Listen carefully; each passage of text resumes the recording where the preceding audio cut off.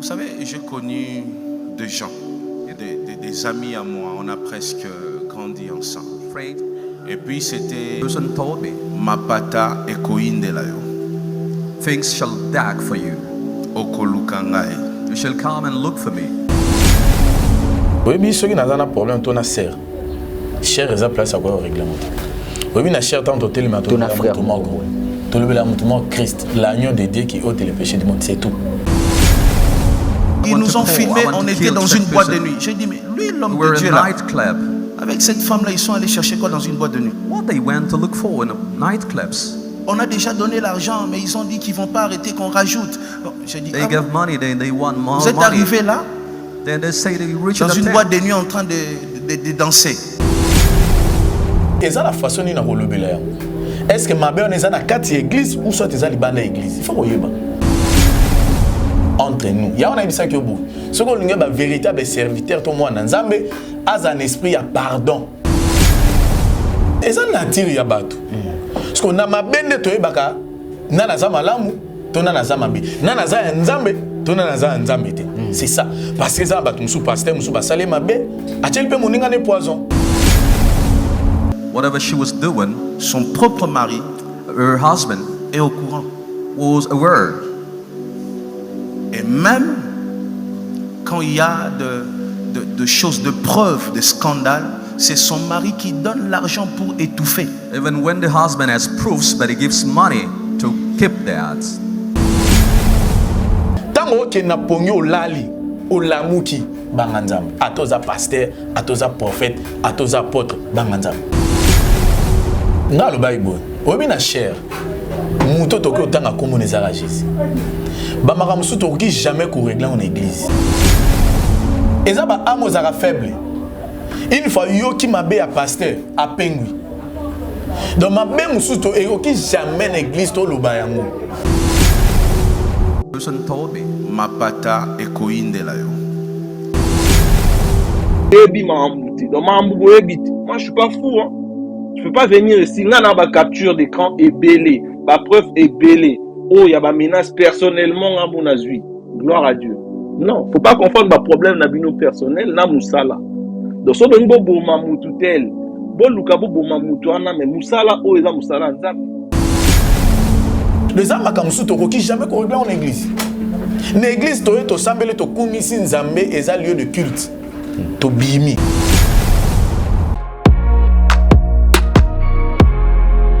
Oui, je confirme des boutiques et Tikala Moko na République démocratique du Congo.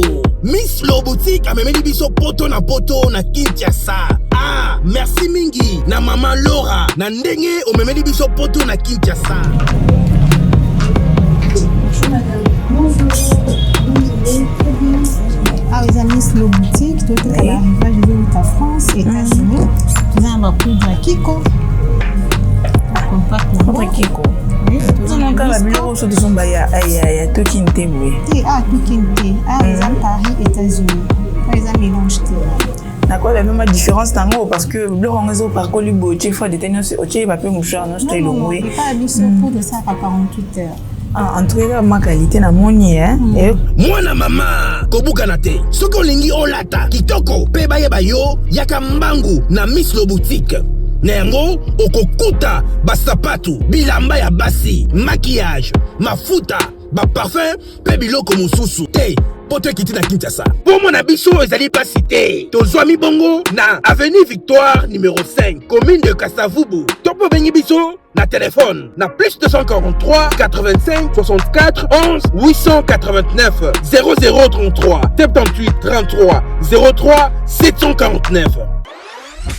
Bozali ebele bokota l'émission de partout na pesi bino mbote. Mbote bala nyonso ya Chebiso TV.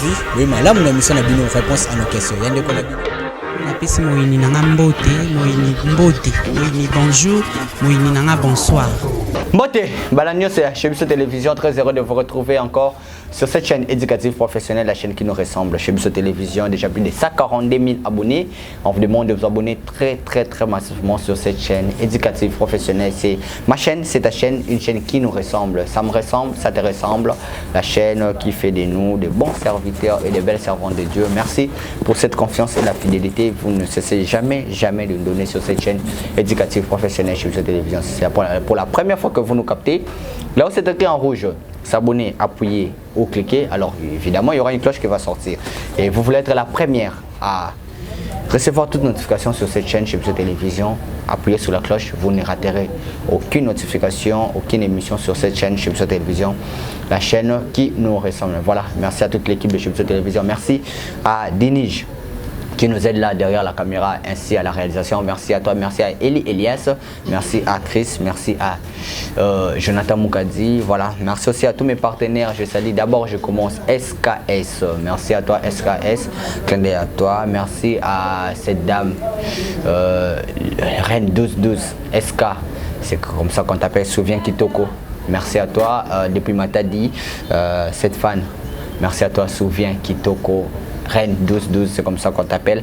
Merci à toi SK, merci comme ça à maman Emily Maïnga Seti, merci à cette dame et puis la fondation Action Rap depuis Canada. Merci à madame Jessica Longonia, merci à vous tous au Bolinga Brad Bumba de loin de près. Vous voulez faire passer vos articles, vos publicités sur cette chaîne, appelez le numéro qui est affiché, excusez-moi, plus 243 963 58 56 pour faire passer vos publicités. Aujourd'hui c'est spécial émission, mais je ferai l'effort de faire parler ces grands hommes de Dieu parce que ce qui est appelé polémique, ce qui est appelé machin comme ça, lui n'est pas dans ça, lui il est plus dans ainsi dit l'Éternel, dans des messages, donc ce qui est prophétie, ce qui est de Dieu, mais ce qui est polémique ou soit des guerres comme ça, il n'est pas trop dans ça, mais je ferai l'effort de le faire parler, de le faire sortir au Nyonso Oyoyo ici à tout le bien parce que c'est une émission 10 de l'actualité. Tellement l'actualité nous oblige de le faire, on est censé de le faire comme ça. Voilà, merci à Joyce pour son assistance. Je salue aussi mon papa, je suis Lokamba. Merci à vous papa pour tout ce que vous faites pour nous. Aujourd'hui on est là avec le pasteur Benjamin Lokamba. Je vous dis bonjour papa. Bonjour Baz. Bonne santé. Oui, santé Za Kitoko, Angola Nzambe, ça va. Amen. Voilà. Dernièrement, voilà, il y a faire l'émission où ils ont sur abomination, mon qui est temps de la fin, bah message attend de la fin au Pesaki déjà. Et puis au Wanekikoya, on a eu avoir des félicitations, des commentaires, qui un monde là-bas, abonné à Bissonio sur Balaa. En tout cas, on a remercié Bango parce que si on a fait l'émission, on a commenté pour dire que tu as prophétie, mais il faut c'est ça. En tout cas, on a vraiment et Nzamba Pambola Bino, tout ça vraiment pour Nabino. Parce que tu as une lumière, il faut lumière écoute. Ah oui. Parce que nous sommes au temps de la fin, on est dans le bas. Temps de la fin. Temps de la fin. Oui, que place lumière, il faut lumière écoute. Lumière écoute. Et même la carte de l'église, la lumière, monsieur comment étouffé. C'est ça. Il faut que l'on la monsieur pour lumière. Voilà, les abongos. De Makambo, nous sommes au monde à lumière comment l'on étouffé. Nous sommes la lumière est sauté. Dans l'église, nous sommes en vrai lumière est athée. Tant que la lumière tout le monde est Christ. Il y a une lumière. Nzambe yesu azate. Au monde yesu azate. Mais ba autant kumbona. Mais l'église au monde yesu azana été. Et comment on va guerre? Et comment on va bitumba? Et comment on va poison, haine, compte à rendre, au salinga mabe, zelanga na matara na cher. Oyo ka tumbi pe. Awana est-ce que to ba lumière ezate? Place lumière ezali tout le monde amour. Tout le monde a pardon, surtout bilo mibale. So lingo ba musali na nzambe, to moi na nzambe, ta na bilo mibale. Azala na amour vrai, na esprit à pardon. Alimbi sabatu, asenga peu pardon. Donnez-moi d'abord mon téléphone parce qu'on va lire des passages bibliques. Il y a à boire et à manger les lots de l'émission. Ah, tu sais la gars. Je salue qui? Je salue Franck Koumamba. Je salue Batunyoso Balinga Brad Bumba. Avant d'attendre un verset biblique, il faut même sonner la prière. Sambela Nzambe, émission Bakanga Bisoté. Sambela Nzambe, Makabo, avant la Sambela, discipline, yoka nangina expliquer un CD l'été oui batu mingi ba mona nzambe to nzamba ya sala ratete tolo baraboui il y a la part de Dieu il y a aussi la part de l'homme soki nzamba obatila yo papa Brad discipliné munoko na yo indiscipliné munoko ado so lingi bakanga yo te discipliné munoko na yo discipliné munoko nanga yo pezala bien répondre pe ba question tenga na osala oyebi émission liboso nga asala on a bien alinga no polémique te donc so bat bola na oka nos nanga sikanga kasi voilà merci salaka prière nga pena tanga nanga ba verset o eza ba verset biblique nanga o nalinga na tanga siko eza ba verset ya nzambe no te verset kaka nga na bi pesa verset tokota na bien ça va to sambeli kasi Seigneur merci na moment favorable pour permettre biso na recommander moment na maboko na yo grâce pe faveur na yo za likolo na biso pe protection na yo likolo ya Brad likolo pe yanga au nom de Jésus Christ amen amen protection na okolo likolo na biso eska na peso mbote verset na otanga liboso frère moko mutalobi abi eza ya bible na yeto ya nzambe te yaye frère wana lobi ne fais pas du mal à ces deux catégories de personnes. La première catégorie, la personne qui t'a rien fait. Et puis la deuxième, la personne qui t'a fait du bien. Si nous servons réellement Dieu. Est-ce que ils ont un livre, la Bible? Un livre à Maï Kalambay. Verset à Maï Kalambay. Est-ce que tu es autant à... S'il vous plaît. Voilà, merci. Question. Merci. Yo tu n'as question. Ok. Bible Maï Kalambay, verset Maï Kalambay, chapitre Maï Kalambay, et le Bible. Ne fais pas du mal à ces deux catégories de personnes. Au bani mission qui toko. Oui. Et ici la paix qui toko. Il faut pas étoile, il y a église, lumière et église, voilà. Et comme étouffé. Qu'est-ce qui se passe? Qu'est-ce qui se passe dans cette église? Lelo oyoyo. On commence à voir des comptes à rendre na chair. Je dis ça parce que le dimanche passé, c'est vous qui étiez na chair. Na classe de l'église à même. Dimanche passé quoi? Dimanche passé. Oui bien. Mais na église voilà. Bien. Ngate mna église. OK. Ngate mna église, je répète que pasteur Josué Lokamba atikaki cher et pas il y a au hasard le rôle deuxième deuxième na kati église à même. Oui oui. Yom toté yaki. Alors ce que ça na sœur moko boy. Aluka ruiner vie na yo. Est na cher on a nde yo loba parce que bon ngaba zo bino pour to monique na kati église ba zo bato bandimi ba zo bato boy pour que bisa bandimi. Façon nini okoke bisela bandimi libo sa cher soki yo muto zoté. Problème est ça bon. Oui bi soki na zana problème to na sœur. Cher eza place à quoi régler moto. Oui na cher tant hôtel ma to na frère moko. To le bela mutumo Christ, l'agneau de Dieu qui ôte les péchés du monde, c'est tout. Le a to tanga kumbo ya mututé na cher. Ils nous ont filmé, on était dans une boîte de nuit. J'ai dit mais lui l'homme de Dieu là. Avec cette femme là, ils sont allés chercher quoi dans une boîte de nuit? What they went to look for in nightclubs. On a déjà donné l'argent, mais ils ont dit qu'ils ne vont pas arrêter qu'on rajoute. J'ai dit, they give money, they want more. Vous êtes arrivé là, then they say they reach dans une boîte de nuit en train de danser. Parce que si on a fongoli Bible, na okuta komba frère na katité, na okuta komba sœur na kata Bible ti. Dans la Bible, on parle de Jésus-Christ, c'est tout.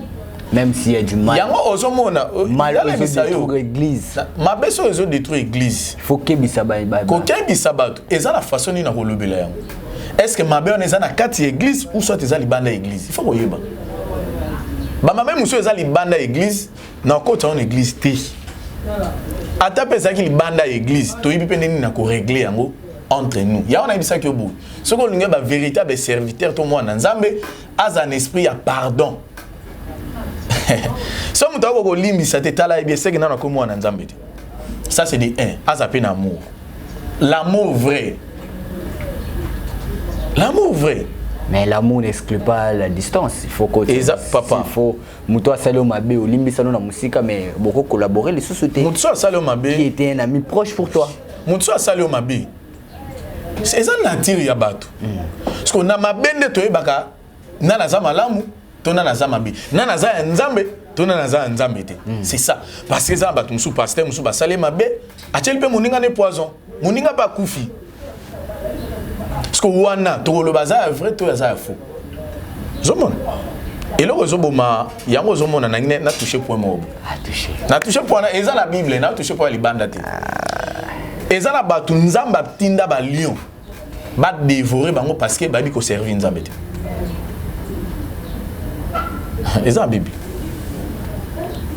donc nzambe ma tindi ba lion eza mutu te ni démon donc nzambe mo ka tindi ba lion ba dévorer batu parce que babi ko servir te tant que baluki ba sacrificateur ba ko enseigner bato ndenge nini ya ko servir nzambe pour que ba dégâts il y a dans l'église. Le mal dans l'église, c'est ça le thème là to développer ngana. Bon to me kampe ko loba mais comment mututé? Comment on est nzambe? Comment nzambe? Na longtemps comment nzambe? Na comment nzambe? Merci beaucoup. Le mal dans l'église. Oui.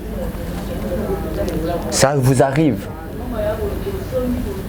Dini, j'ai des bisous, il y a balancé les bisous moi quelques vidéos to bani na vidéo ya ndeko Moïse Mbi wana ngaye vidéo ya ndeko Moïse Mbi quand il parle côté au Azoloba que Azoloba mais tu es marié oko respecter mobile noté makambo na sona sa mobile nanga ayebi côté wana kandina nango posa Whatever she was doing, son propre mari, her husband est au courant, was aware.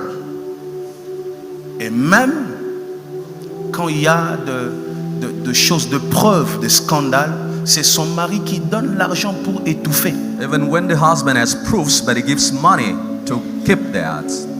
La zone du Siko, Pasteur Benjamin. Pasteur Benjamin, ça vous arrive que balula kaope na cher kando la ta veste kitoko kando lo baka bien wana et puis pour yo boy na to tanga yo ko ngam la tangi na nga. Oui, yo tanga. Ça arrive aussi que vous êtes tenté de cette manière. Plusieurs fois. Et nous capé ko isayo ke bako boma yo bako sala boy bako ba déstabiliser yo. Non. Makambo ya ba sœur tant mususu ko lola ba frère na ba église presque nyonso ezali. Ngape komela na ozala sincère.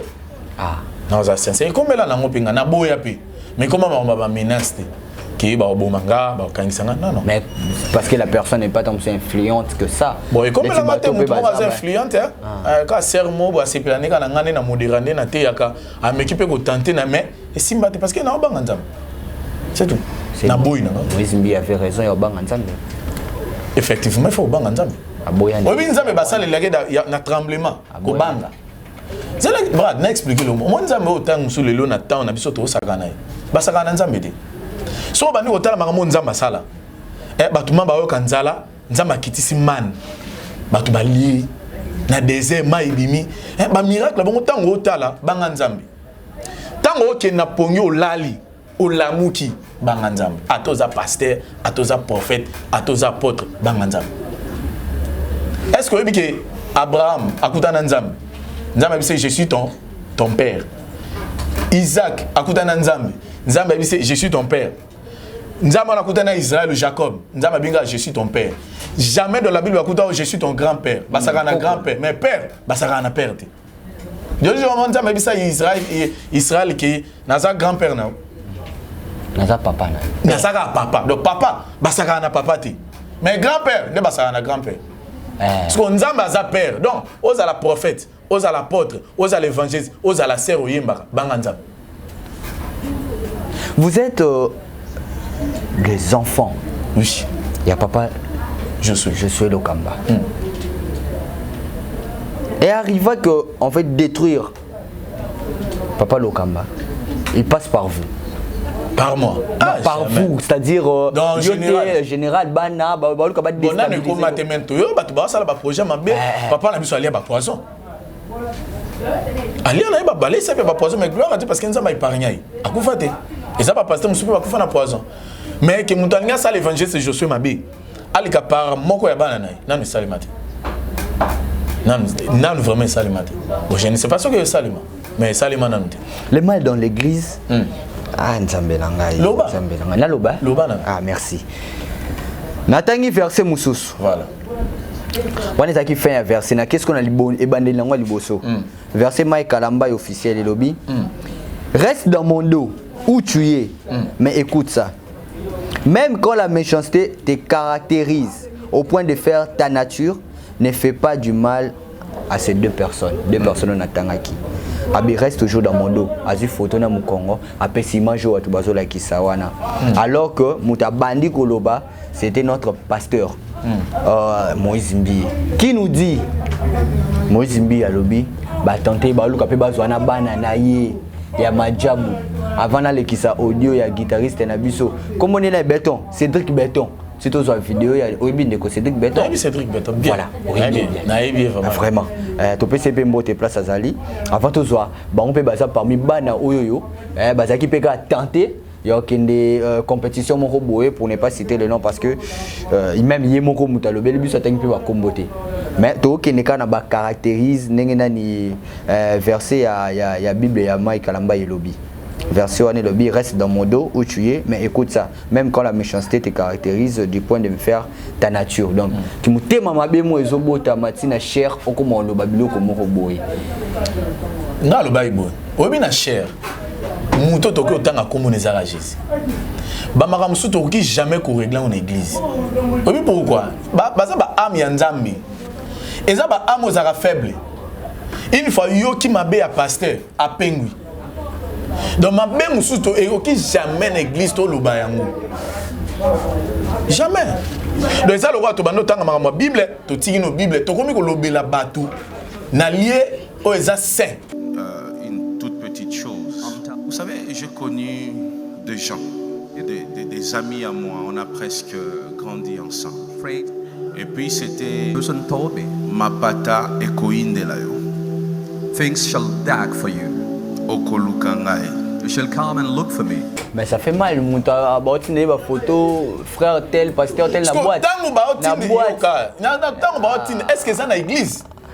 Tala, moi makam nyoso. So il est le brad ba convoqué, ils en place au Sambisa. Vrai ou faux? Vrai. Est-ce que parce que Sambisa ta mususu na école? Pourquoi ba Sambisa na école te? Eza lié à Sambisa oti. Les hommes makam mususu to ki jamais ko régler en église. L'église to to sambele to kumisi nzambe eza lieu de culte. To bimi. So les hommes makam mususu to otanga brad, to otanga Benjamin, eza en église te. Donc respecter lieu ya culte. Naza na mi na ngai. Mais place mo yango tozolo baboyi. Mais yango tolobi ta ngam na mema yo kuna. So mutangi akota na armée. Est-ce que basine c'est mon mundu ki mbala mo? Déjà mona ki mutabi ça va nga komi soda. Si mama mo mundu ki. Basine ça bon. Non non. Ba forma ka mutu ayeba ke momani no beta masasi. O former na ngana master na yo. Oh papa, ya on a le baboyi. Na Bible nzamba tinda ba lion ba dévora bato. C'est parce que bato ba bino ko salela nzambe te. Bato ba bino ko salela nzambe te. Et comme l'histoire il y a vieux prophète na jeune prophète. Jeune prophète nzambe nda zo lobela. Mais vieux prophète nzambe déjà rejeté. Alors ba vieux ba zo luka ba bebisa ba jeune. Tu vas to lobela comme parce que ça ba tmusu ba luka. Nzamba consolé. Na otanga comment mututé parce que comment mututé sa vie. Comment ils sont dépassés sa vie Bible bio. Hier ça ça comme vous avez bon balé ba faux. Nga lobe ngo yoka. Nga c'est bon balé ba na ba ko bungisa biso. Perdition côté na place lobe. Yoka sko. Nga na loba boy. Jésus Christ. Azwa kombo o ezali kola ba kombo. Mais Moïse Mbi alobi ke yé mutaya na mama wana o ba sali compétition. Mama nani? Madame wana o ane ko lukaye. Moïse alobi ngo. Sko bad. Aux autres na la réponse à personne parce que ma maman diabu na yebi ngote na kipaka ngote même gagner na la réponse monte na peso eza réponse oyo pesa nga ezene ko so Cédric Béton po boye bani te to ebani balancez-le s'il vous plaît balancez-le nga image oya ya ndeko Cédric Béton parce que ebi mambuti donc mambugo ebit moi je suis pas fou hein. Je peux pas venir ici là na ba capture d'écran et belé ba preuve est belé oh ya ba menace personnellement à mon azui gloire à Dieu. Non, faut pas confondre ma problème na bino personnel na musala.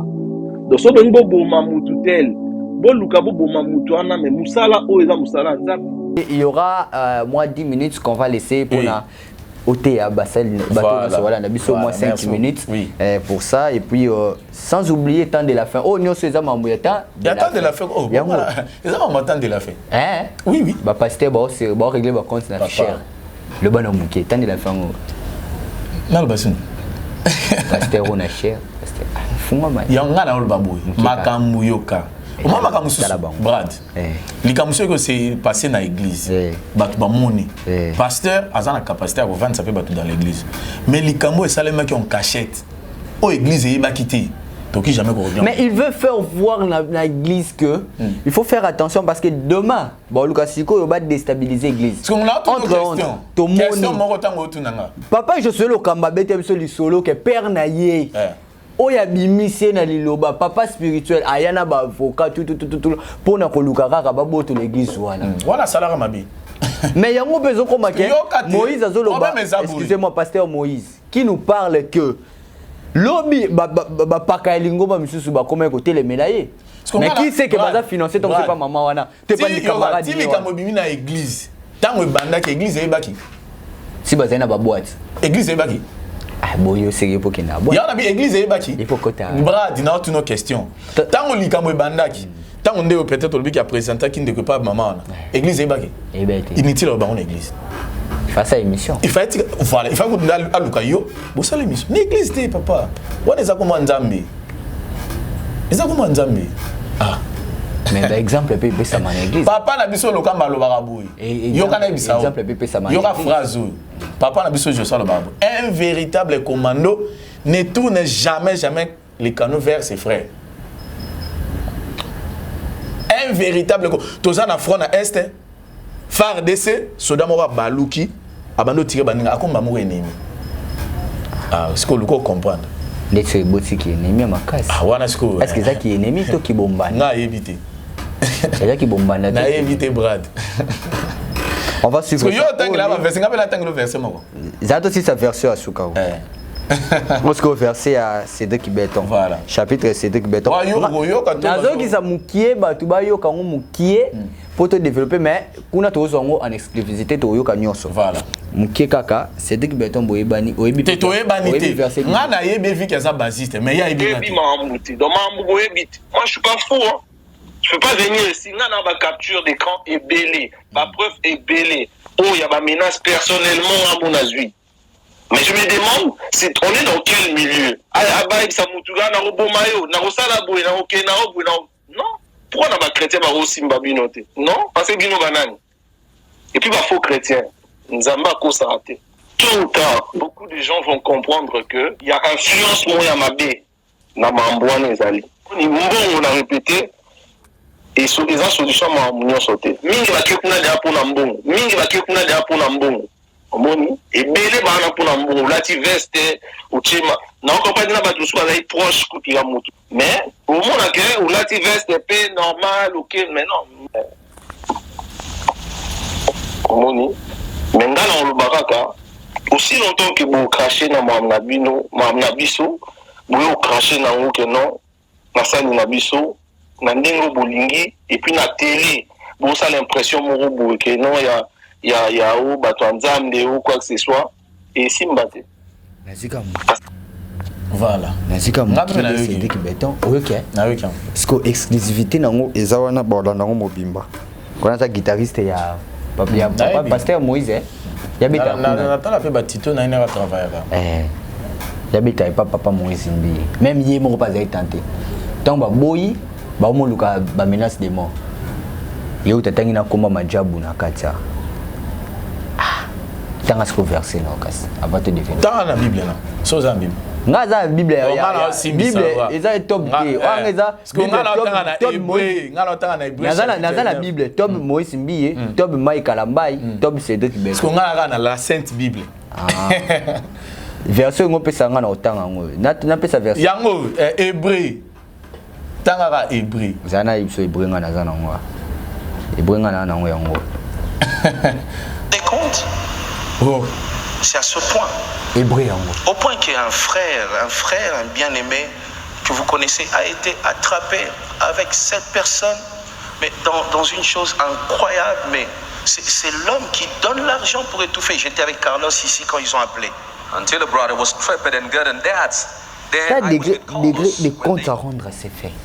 Tout en hébreu, n'a qu'une Bible solo. Hébreu. Voilà.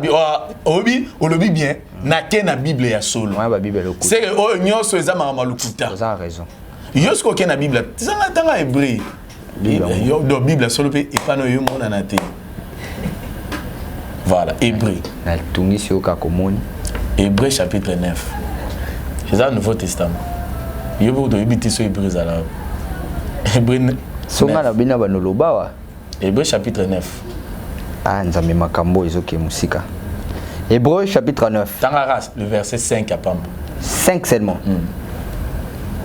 Au-dessus de l'arche étaient les chérubins de la gloire. Voilà. Couvrant de leur ombre les propitiatoires. Voilà. Ce n'est pas le moment de parler en détail là-dessus. Vous réponse là. Ce n'est pas le moment de parler en détail. Donc je jamais dans le média. D'abord pour la sécurité nanga et puis pour na bateau bala nanga et tala même ce mot. Même ce yebi. Yoka. Attends na dit vérité. Même ce yebi. Parce que pour na ko détruire ba msute ne comment ba papa. Na ko attends ba 3 personnes ba benga ba na l'église ensemble là. Parce que ba meka pe ko préférer ngana comme pasteur na bango. Parce que tant papa je suis. Na comme pasteur c'est-à-dire ba comme na comme na longue papa je souhaite. Donc c'est-à-dire à l'église ensemble là raté donc na la na ba prière na te yakaye vu que ba su ba déception toi ba passer. Est-ce qu'on dévoile la nanga? Parce que si on a commis na ba polémique oyo. Tant sous na décevoir. Et ça polémique te ça ko remettre. Te pona ngana eza polémique. Ce ça makambo peut-être ba ole la Bible toroki koloba. Mais wana eza makambo na ce qu'on a Bible. Soki makambo yo. Ba beba na te yo nga yebango. Te bien belé oh na le Bible soki ba beba na te onga yeba. C'est parce que ça a toujours bon moi si na mbali ba carbonara soki ka problème isa. D'autant que bazara na mbongo okoyeba yango ti. Très bien, tant que vous en avez te monter un message. Voilà. Message numéro de téléphone, c'est vrai, ça affiche, mais il faut que ça s'appelle numéro de téléphone. Et puis, notre caillou, ne fait que 5 minutes. Merci beaucoup. Aider peuple de Dieu, merci beaucoup, na 5 minutes, Bapé Singa. Nangina Ibisaba, Nanzam, Boza partout dans le monde. Bola n'a pas maramote. Et ça, vraiment distraction. Oui. Balanda. Et il peut s'inviter. Balanda bateau, Bazar. Dans le but, il peut s'inviter. Tant que quand on a distraction à la nebo. Na place mutazo attend ressemble là. Mutazo attend la Bible. À côté de internet. Oh ya lobaina. C'est ba Bible ya. Quand on va lobaina. Na Bible ya Mike Kalamba eza distraction. Eza distraction. Eza distraction. Mike Kalamba est distraction. Na lobi eza distraction. Bah ça va distraire. Oh. Eza distraction. Wana eza makambo eza makambo na bango. Eza makambo na bango. Tali peuple. Est-ce que eza makambo ya bato est-ce que oko tsabatu nso pourquoi? Tant bo bando solo là. Est-ce que beaucoup tsabatu? Parce que tant bo beba eza na biso eza aboy. La résonance c'est moment quoi.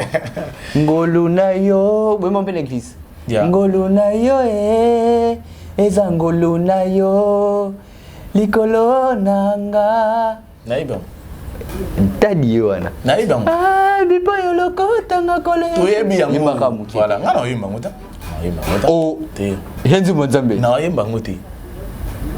Ah, Brad, obi souene zane okotsa na ba makambo. Maman moko da bening matobi papa Benjamin Keba. Ami même na Brad.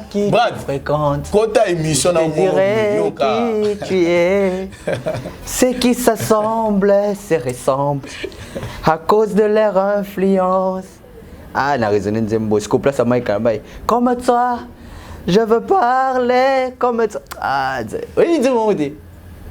Yimbara Mukego. Et du Nzembe. Non, yimba. Bon, loba ka stati. Voilà. Nazana elora loba. Merci kina. Ba na Nzambe. Pétage est commis partout. Mokileza déjà au beba. Mokileza. Yesu aloba bo.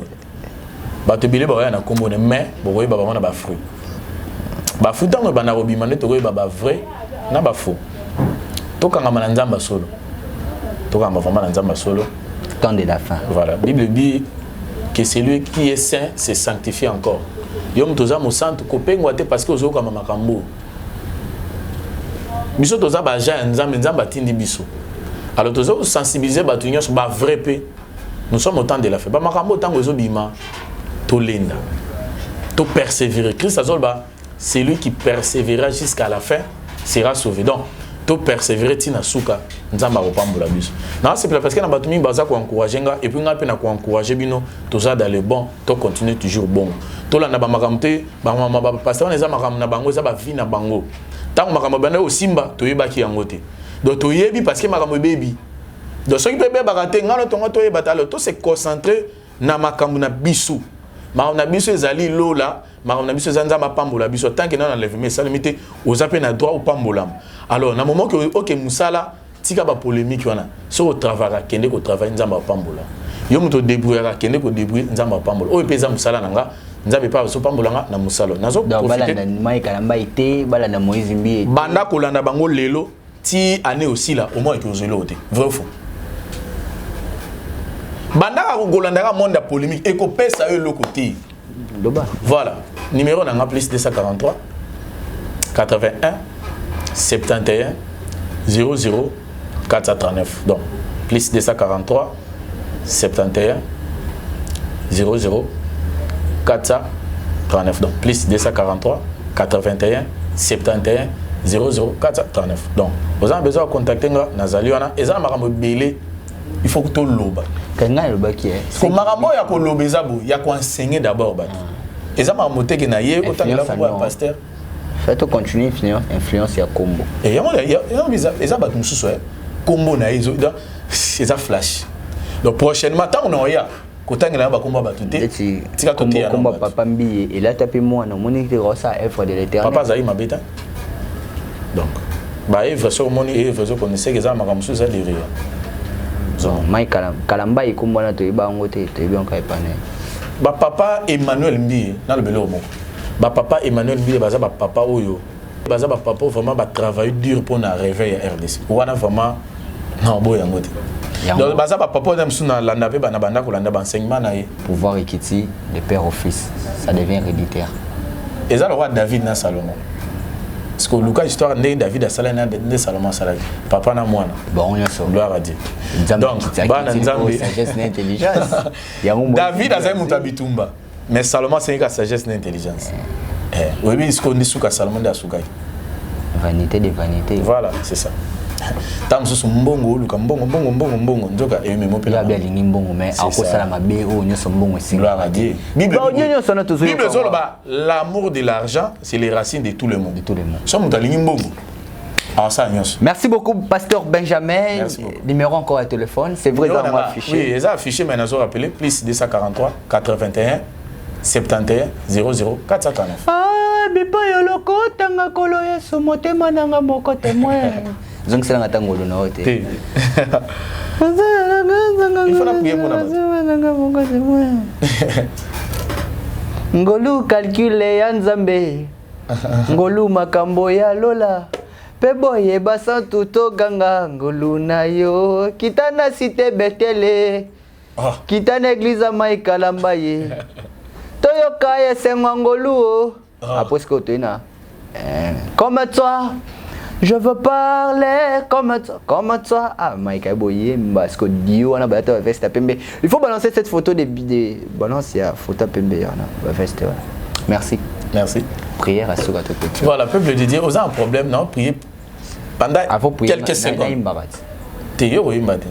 Voir non vraiment oui ba bien te ngaza pour ça oui boye mbate na yemba bien te tika na prier pour na batu eza mutu moko aza na problème nzamba peso solution et lo rezo luka na bi nzambe a pesa lelo ka ndingo landi biso faveur grâce ya nzambe za likolona yo mutu zo bela nzamba bikisa ozana difficulté ozangi musala ozangi mukanda difficulté nyoso zanango solution na nzambe pesa lelo au nom de Jésus-Christ, amen.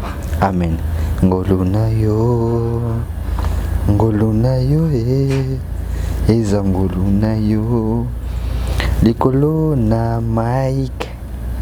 Ngoluna yo. Voilà, ça n'est fini pour aujourd'hui. Merci d'être là avec le pasteur Benjamin. Comme j'ai dit, à boire et à manger, voilà.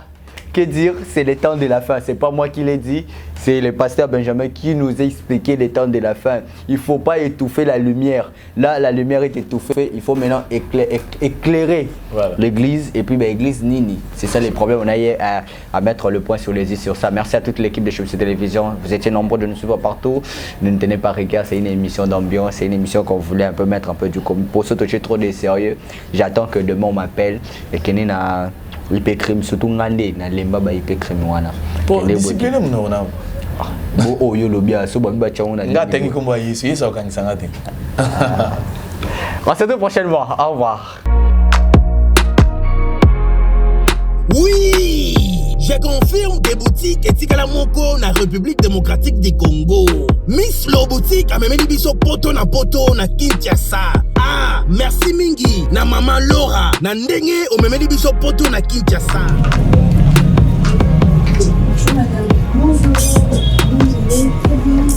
Ah, les amis, Slow Boutique, tout est à l'arrivage de la France, États-Unis. Nous avons un poudre Kiko. Poudre Kiko. Nous avons encore la bureau sur de son baya à Tokinte. Ah, Tokinte. Ah, les amis, Paris, États-Unis. Les amis, mélange. D'accord, la même différence tango parce que le rangeau par colibo, tu fois des tenus, tu vas pas moucher en Australie. Non, il pas habitué pour de ça à 48 heures. En tout cas, ma qualité na moni hein. Moi na mama kobuka na te. Soko lingi olata kitoko pe baye bayo yaka mbangu na Miss Lo Boutique. Nengo okokuta basapatu bilamba ya basi, maquillage, mafuta, ba parfum pe biloko mosusu. Te poto kiti na Kinshasa. Pour mon abiso ezali pas cité. Tozwami bongo na avenue Victoire numéro 5, commune de Kasavubu. Topo bengi biso na téléphone na plus 243 85 64 11 889 0033 78 33 03 749.